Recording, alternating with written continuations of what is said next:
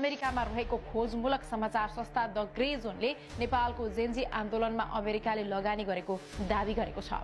अमेरिकी सरकारबाट लिक भएका फाइल अध्ययन गरेर सो संस्थाले नेपालको जेनजी आन्दोलनको विषयमा रोचक खुलासा गरेको दावी गरेको छ।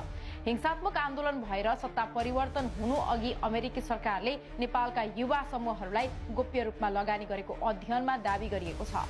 अमेरिकी सरकारको नेशनल एन्डाउमेन्ट फर डेमोक्रेसी NED ले सेप्टेम्बर 2025 मा नेपाल सरकारलाई अपदस्थ गर्ने हिंसात्मक कु हुनु अघि दर्जनौं नेपाली युवाहरूलाई विरोध प्रदर्शन र आन्दोलनहरू संगठित गर्ने रणनीति र सिपहरू सिकाउन लाखौं डलर खर्च गरेको लिक भएका कागजातहरूले देखाएको दावी गरिएको छ। कागजातहरूले NED को एउटा महाशाखा इन्टरनेशनल रिपब्लिकन इन्स्टिट्युट IRI द्वारा आयोजित एक गोप्य अभियानको खुलासा भएको भनिएको छ।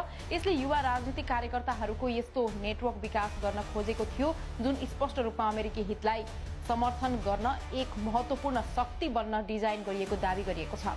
IRI को कार्यक्रमले जोशीलाई युवा र राजनीतिक नेताहरूलाई जोड्छ र पैरवी अभियान र विरोध प्रदर्शनहरू कसरी सुरु गर्ने भन्ने बारे विस्तृत प्रशिक्षण प्रदान गर्दछ भनी लिक भएका कागजातहरूले नोट गरेका छन्। फिलिपिन्स, इन्डोनेसिया र मेक्सिकोमा हालै भएका सरकार विरोधी जेनजी विद्रोहहरूमा पनि देखिएको थियो।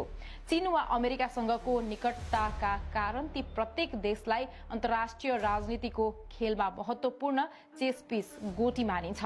IRI का लागि नेपालको विशेष महत्व रहेको लिकहरूले देखाउँछन्। इन्स्टिट्युटले चीन र भारतको बीचमा नेपालको रणनीतिक भौगोलिक स्थितिको प्रशंसा गरेको थियो, जसले वाशिंटनको इन्डो पेसिफिक महत्वाकांक्षाहरू अर्थात् लचिलो सरकार र अमेरिकी सैन्य प्रतिष्ठानहरू मार्फत बेइजिङलाई घेर्ने योजनाका लागि यो देशलाई केन्द्रमा राख्छ। काठमाडौँका युवाहरूलाई नीतिगत हस्तक्षेपका लागि आफ्नो शक्ति प्रयोग गर्न र राष्ट्रिय निर्णय प्रक्रियालाई प्रभाव पार्न शिक्षित गर्ने IRI का पहलहरूले परियोजनाहरूको जीवन कला भन्दा पर प्रभाव पार्ने पूर्व अनुमान गरिएको थियो। रिपोर्टमा भनिएको छ, पूर्व प्रशिक्षार्थीहरू सडकमा हंगामा मचाउन मात्र नभई राजनीतिक दलहरू खोल्न र पदका लागि उम्मेदवारी दिन पनि तयार हुने अनुमान गरिएको थियो।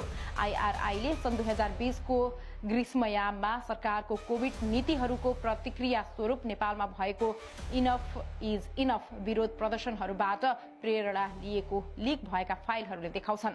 इन्स्टिट्युटका लागि ती प्रदर्शनहरूले युवाहरूको नेपाली राजनीतिलाई आकार दिन र महत्वपूर्ण भूमिका खेल्न तथा सरकारबाट मागहरू पूरा गराउन सक्ने क्षमता प्रमाणित गरेका थिए।